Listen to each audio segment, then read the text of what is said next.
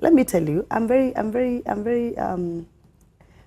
uncomfortable with that kind of a move because it only demotivates people from doing what they would have loved to do best.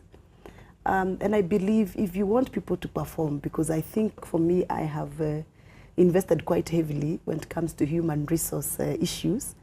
I believe if you really want your people to perform, pay them well and let them feel appreciated. Okay. And then they'll give you the best. One of the things the SRC wants to slash is mileage allowances. That's debatable. But for sitting allowances, why should a member of parliament be paid a sitting allowance and yet they have a salary at the end of the month? Essentially, that's what you're supposed to do. It's like me sitting here and expecting to be paid for this particular hour that I'm here. And yet I'm still paid at the end of the month. But you're paid overtime, aren't you? No, we're not. Actually, but we're paid at the end of the month. Move from MTV to some other organizations that do pay overtime. But does it make sense for the sitting allowance to be paid to MPs? What is the thinking behind overtimes for those who pay overtime? That is not the overtime. It's a sitting allowance. What is the thinking? The thinking is that, of course, you're working beyond, so you're remunerated. But sitting allowances, members of parliament are paid sitting allowances the moment they get into parliament. When you're sitting in 3 committees, probably maybe I'm supposed to sit only in 1 committee, once in a week. But demands of the workload that is there in parliament. Remember, there's some parliamentary sessions that have been accused of not doing anything because there were no sittings. Committees have not been sitting. And therefore, they decided that they're going to make sure that 1 member sits in almost 4 committees. You're sitting on 4 committees and you have a constituency waiting for you. You're sitting on 4 committees and you have a whole county, like for me, waiting for you. So to motivate members of parliament so that they can be able to actively participate in those committees, you need to give them some allowance so that they can feel the reason. They can see the reason to over-dedicate themselves. It's the same reasoning over overtime. I personally have worked in companies where I've been paid overtime. Why do I have to sit until midnight in a company to serve? Because I know at the end of the day, I'll have my dinner taken care of. That is exactly the same reasoning.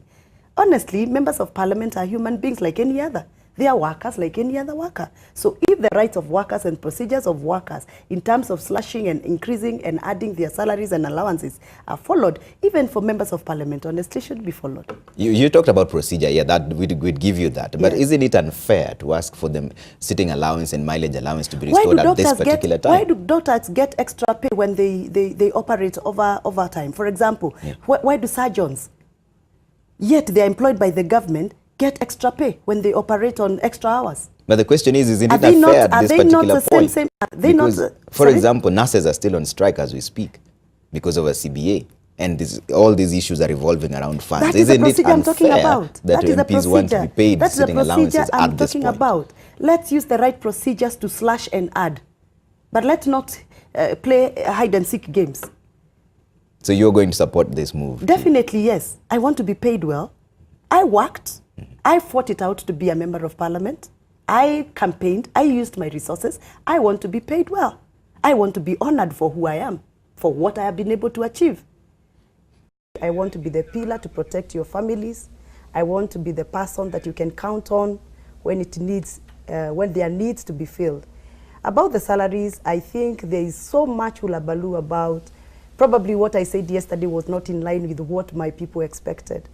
And I did not intend to go to that direction.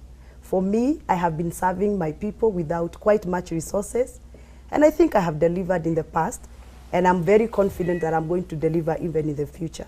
So anything to do with salaries discussions in parliament, for me, whatever Sarasarem will deliver to us, I will gladly and humbly accept it and move on.